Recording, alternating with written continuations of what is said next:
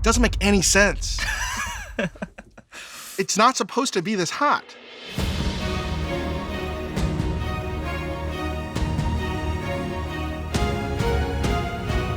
Hey, what's going on, everybody? From First We Feast, I'm Sean Evans, and you're watching Hot Ones. It's the show with hot questions and even hotter wings. And today we're joined by David Chang. He's a restaurateur, author, and host of Netflix's Ugly Delicious, as well as The Next Thing You Eat, which you can now watch on Hulu. His culinary brand, Momofuku, has restaurants all over the country and has a memoir as well called Eat a Peach. Today, though, he'll be eating some scorching hot chicken wings. David Chang, welcome to the show. Sean, I'm honored to be here. It's surreal. I'm here. I can't believe it. You're trapped on my show. You're hostage here. And before we get going, how would you gauge your ability around spicy food? I can eat spicy. Problem is, I'm going to sweat profusely. Probably more than anybody's ever sweated on your show. I'm going to sweat from the top of my head. It's going to start coming out everywhere. But I can go after the spiciest of spicy stuff. But I'm still scared. All right, Joey Diaz, he's coming for your spice crown. We'll see how it goes today, David. You ready to get started? Let's do this.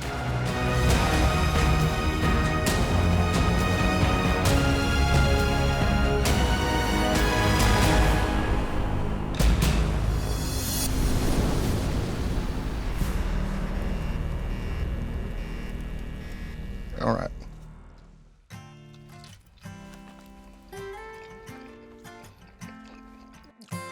That's a really good wing.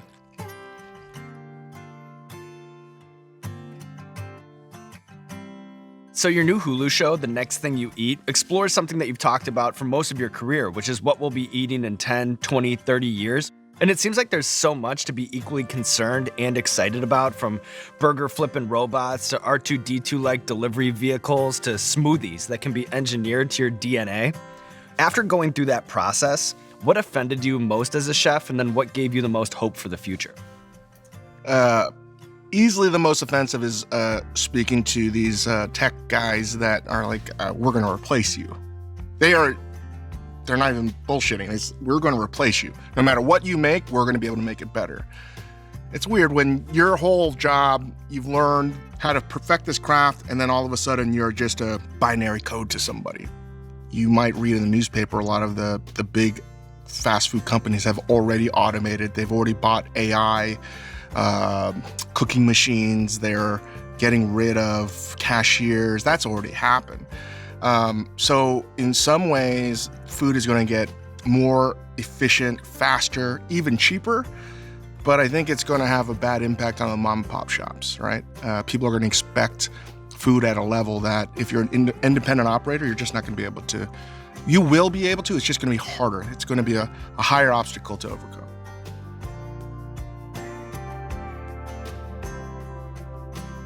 I'm already sweating, though. Good wings. No complaints. So far. We'll see you. So, you've made podcasts and shows with incredibly famous and fascinating people, but I don't think that I've ever seen you more excited than when you talked to BU professor Greg Blonder about microwaves on the David Chang Show. To the naysayers who may be watching right now, is there a common microwave myth that you'd like to debunk using our platform? There's so many. That it's going to ruin the nutrients in your food. It's going to suck all the life and goodness out of the food. And that absolutely is incorrect. When I say it's the cleanest, most effective way to cook something and to retain the nutrients, it is legitimately, you can't find a better way to cook something. It's one of the most amazing tools you could ever use. You press a button and shit gets hot. It's that's fucking amazing to me. If you're in a kitchen and you are pressed for time, you can knock off easy 20, 30 minutes out of most recipes. Preach. Are you ready to move on here? God damn it. I'm talking about microwaves. So this next one's the Hoff's Haas sauce. Huh. All right.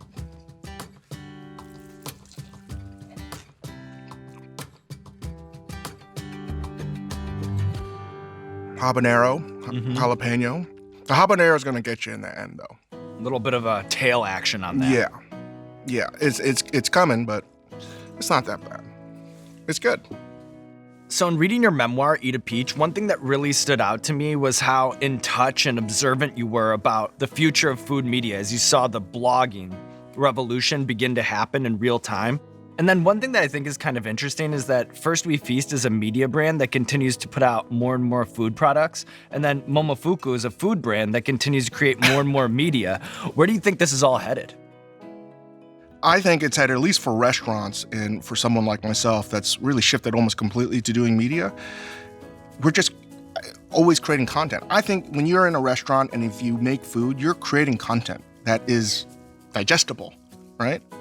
It's the same thing, the same stories that we're trying to tell, just expanding that universe a little bit. So I never thought when I started cooking, I'd be doing stuff like this. You know what? I feel the same way. When I first started working in media, I never thought that, one day I'd be a chicken wing talk show host. This got to be the trippiest thing.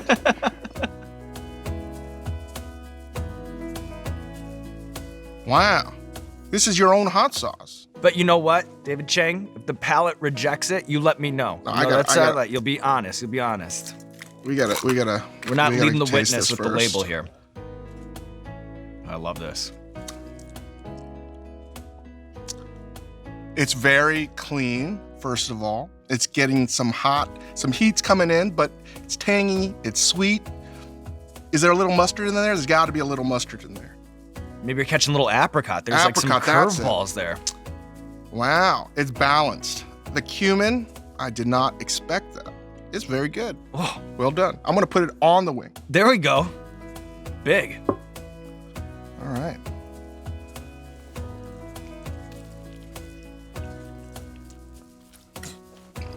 Now, you've eaten a lot of wings.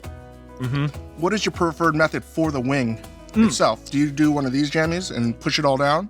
So yeah, there's, sometimes at the flat, like they'll do the bone split thing and then you can kind of just rip it like that. So that would be my preferred way and just sort of the casual outside of this show thing. But what I find in doing the show, there's kind of a cadence and a rhythm to like, you eating the wing, enjoying the wing, maybe you have a comment about the wing, but then I have to start the question. So I kind of just get in where I can fit in, try to swallow it as fast as I can without choking, which earlier this season I got lodged right in the windpipe with John Bernthal sitting across from me on the first wing. So a lot of plates spinning on this side of the table, David. I don't want your job. It seems incredibly difficult.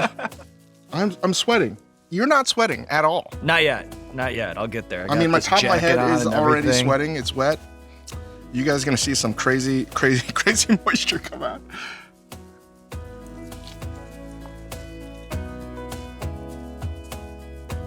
I've always watched clips of the one you do with Ramsay. Yeah. It makes me think he's just a wimp. I mean, he was like freaking out right around here. Yeah, DJ Khaled famously tapped out on the third one. Well, you can't trust those DJs. So one of the most popular recurring segments on the David Chang Show is My Opinion is Fact, which is basically just a free-for-all of topics and food hot takes that can go anywhere. So in lieu of explaining that, Graham, today what I want to do is play a little game myself where I'll just hit you with some broad food topics and you just kind of hit me with the first spice-fueled thoughts that come to mind. Does that sound good? My mouth is really warming up. Here we go. Pumpkin pie. Disgusting. It's gourd. It's fucking gourd. Nobody eats it any other time of year, right? Nothing gets me more worked up than goddamn pumpkin pie. It should be barred. Nobody should ever make it ever again. And, Starbucks has just ruined coffee with that goddamn abomination. Pumpkin spice latte? It's a fucking gourd. Nobody eats gourds. Do you eat gourds? I don't eat gourds. I promise you. I do not eat gourds. See? I get mad. Thinking about pumpkins. Australian burgers. Ooh, that's gotten me in a lot of trouble because I'm right. They're terrible. They got great sports. They can drink extraordinary amounts of alcohol, but they can't make a goddamn burger because they put beets on it. That's just that's an unholy combination that is not needed. But Aussies swear by it, and I think it's like Stockholm Syndrome or something. Yelp. Oh, man. I don't know where to begin. There are some really good Yelpers out there, but doesn't mean just because they have an elite thing, they know what the hell they're talking about. And I know just by talking about this now, they're going to go online, and they're going to give me 1 stars at all of my fucking restaurants. I think every Yelper should pass some kind of driver's license. I'm down with a select few people that know what they're talking about. Do you agree or disagree? No, you know what? Actually, thanks for asking the question, because I find that these sorts of, when it becomes over democratized in the review, I find the reviews to be not so helpful, because I'm a big delivery guy. And sometimes I'll feel like they'll give something a 1 star because they didn't have the silverware included in the carryout bag. And I was like, well, that does me no good. Or the food was like a little bit late. But I don't mind if food's late. I want to know, is it good or not? Or they think that it's like too expensive. So I think these little things that people get angry about, they then project that anger onto the review. Yes. But as somebody who just wants to know if the food's good or not, I find that I'm like, you're not being helpful. And then these 1 stars, they'll drag down the average. So then I'll feel like, these people that are angry about something that has nothing to do with the food is not serviceable to me at all as somebody scrolling through there. I'm like, get these people out of here. So I agree with you 100%. You should run for office, God damn it. That was fucking beautiful, man.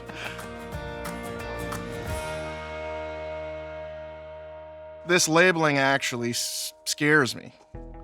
It's very simple. They're not trying to shock you with skulls and crossbones. I think this is gonna, and it's ghost pepper. Clearly, it's gonna hurt. Yep.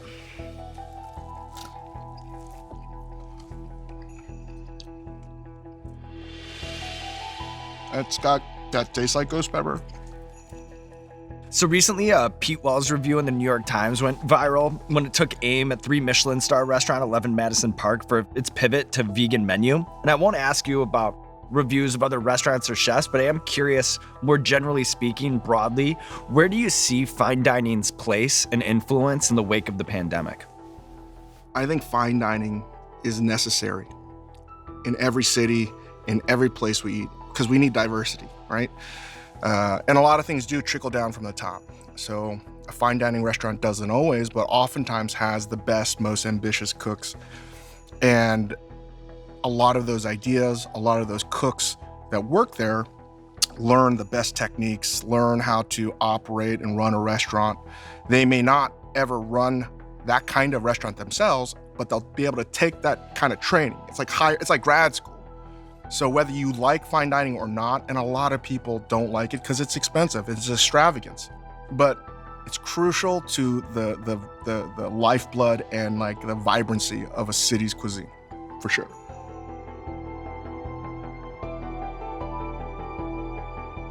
Oh, scorpion pepper. Scotch Bonnet is no friend of mine. But again, like I can live with this. You're doing great. Going back in. All right, I am sweating. It's nice. A nice hot one's glow. Woo! So I've heard that many independent restaurants can only last about 10 days of being closed before the whole thing bottoms out. What are some tangible things that diners can do to ensure the restaurants that they love stick around? You should choose 3 to 5 restaurants that you are going to support. You can't support everyone. Choose 3 to 5 and have, the 4th or 6th spot in your rotation constantly evolving and changing. But choose 3 to 5, get to know them. When you get to know the proprietors of the restaurant, the people that work there, you get treated like family. Everyone's like, I gotta do this whole world. I gotta save everything. I was like, no. Like, get your spots and support them unconditionally. Wise words. Are you ready to move on to this next one? This is The Bomb Beyond Insanity, and it is a wild one. I mean, I have pepper oils all over my face. This is gonna hurt, huh? Let's see here. Mostly habanero. It doesn't have ghost pepper. There's something going on with this one, though. All right. Let's. You can only. It's hard to explain.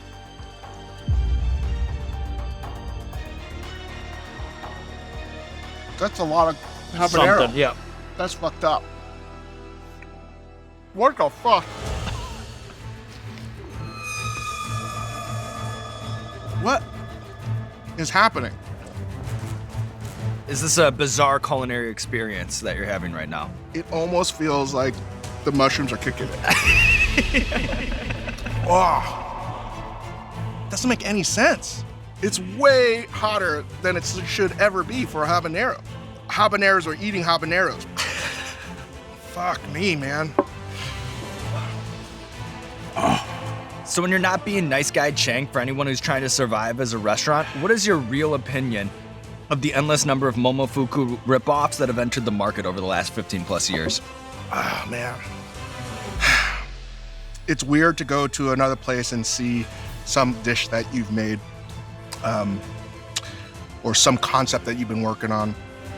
And now I get why people start to pause around this time. Holy hell. When I was younger, it used to irritate the hell out of me. But then I realized I didn't really come up with anything. You know what I mean? Like, I've taken plenty of ideas. We all do. Like, we're influenced by everything. And if they can run with it and do it better, great. I mean, this business is too fucking hard. So whatever they can do to stay in business and to thrive, then I'm all for it. But I used to be a lot more obnoxious about it, and I'm just a lot more understanding of it now. How you feeling? It hurts, man. But I was like, you know what? I'm gonna take another bite of that.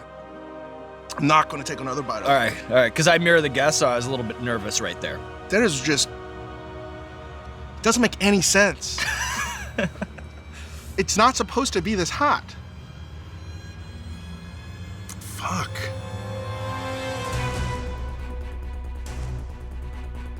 I mean, have you won an Emmy yet? No, I got nominated. What the hell, Emmys? But I got nominated this year, but I mean, no. This is maybe more Out difficult of my than being grasp. a wartime correspondent. Like, this is crazy shit, man. You're right. You're right. And you know what? The media brand should, consider the hazard pay of it all, you know? Yeah, you're Right. really risking life and limb here. All right. God damn it. That's just too hot. I thought I was gonna be so badass. I was gonna be like doing this, and no, none of that is happening. So this again, this bottle is trying to scare you. But just going in anyway. Whoa. I can't taste anything. Doesn't matter. Different, completely different than habanero. In a better way. Or a worse way. It's a punch in the face, and this is a kick in the balls.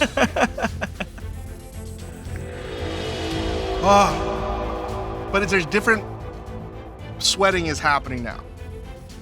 It's the full physiological experience of hot ones here. Full physiological experience. I'm literally, sweat is just dripping off my face. So when we started First We Feast as a website, one of our flagship series featured chefs talking about the dishes that made their career.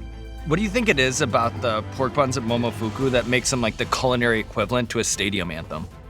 I literally took it because I was eating at Oriental Garden and I was eating Peking duck, and I was like, oh, this is like a mini hamburger. And it wasn't on the original menu. We just were going out of business and we needed to find new ways of like selling stuff. I had no idea that people were going to resonate with it. And I think maybe because it was handheld, I had some pickled cucumbers in there. The hoisin sort of acted as a analogy parallel to ketchup. And I just feel like when people ate it, they were like eating a hamburger. That has to be the case. So, I mean, it was just an accident, quite frankly. All right, David Chang.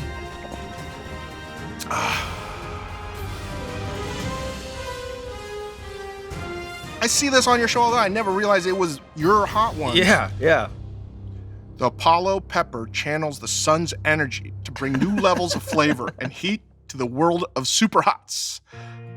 Live the hot ones tradition. It was a good branding job. Oh, whoa.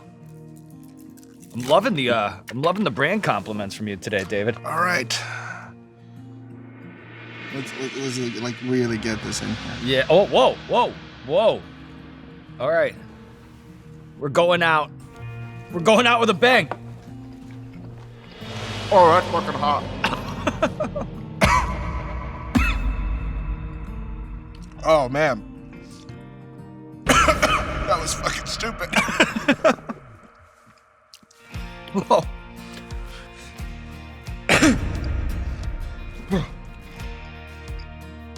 I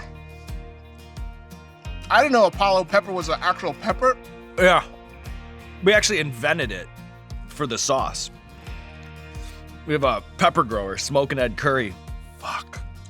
Crossbreeding peppers specifically for this moment. But the good news, David Chang, is that we've reached the end of your That's long... how you quell protesters. Shit, dude.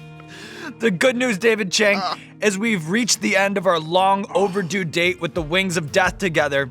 And to close things out, what we did is we reached out to a few people in the Chang inner circle with their questions for David Chang. So here, as you work through that sauce, I'm gonna direct your attention to the monitor for a very special video question, and our first one from Kwame. All right, David Chang, I got a question for you. Think hard, all right? What would you rather have splashed on you? Now, the liquid that's in a porta potty, which is used, by the way, or the liquid that drips from the back of a garbage truck? Think hard. Ugh. Kwame, what the hell, man? You come up with that? If I have to answer that, I'm going over the garbage truck. I think that's the only move. Move. I can look at a garbage truck. I can't even look at a porta potty. All right, one more. This one is from Wiley. Fuck. Hey Dave, I can see you're busy, but quick question. What are the 5 mother sauces? Let me give you a hint. One of them is not hot sauce. I can't think right now. That was the great chef Wiley Dufresne, who hates spicy food, by the way. And I'm just God damn it. What's funny is I asked this to my cook. I'm fucking blanking out right now. Oh my God. You have Mornay, you have bechamel, you have hollandaise, you have, there's a tomato compote one. Yep, there we go. And then there's another one, it is Espanol sauce. Which is the one I always remember, because it's like, why the fuck is that a French word? God damn it. David Chang nailing the quiz from Wiley at the end of our episode, taking on the Wings of Death and conquering. And now, David Chang, there's nothing left to do but roll out the red carpet for you. This camera, this camera, this camera. Let the people know what you have going on in your life. Oh, man. I got so much going on. We just had a new cookbook come out called Cooking at Home. We had the Hulu show, and we launched some actually hot stuff of our own. The Momofuku Extra Spicy Chili Crunch. It's for you. I love when I get some gifts, some spicy gifts. We have some noodles out there as well. You can get those anywhere you buy noodles. But we're doing what you're doing now. We're just diversifying.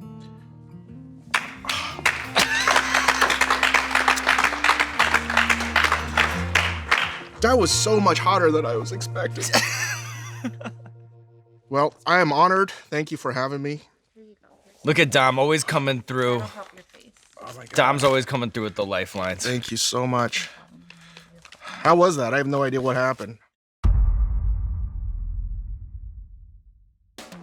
Hey, what's going on, Hot Ones fans? This is Sean Evans checking in with a very exciting announcement. You know, after 16 seasons, I'd like to think that we perfected the hot sauce symphony, and now I gotta hand it to us. We perfected the packaging. It's the custom-made Hot Ones official 10-pack briefcase, now available at heatness.com. Take a look inside. It's so pretty and the perfect gift for the Spice Lord in your life. Just get some friends, make some wings, bring some ice cream, and be careful around the eyes. Heatness.com, heatness.com, heatness.com to get your hands on the custom-made Hot Ones official 10-pack briefcase. I know I love it. Mwah.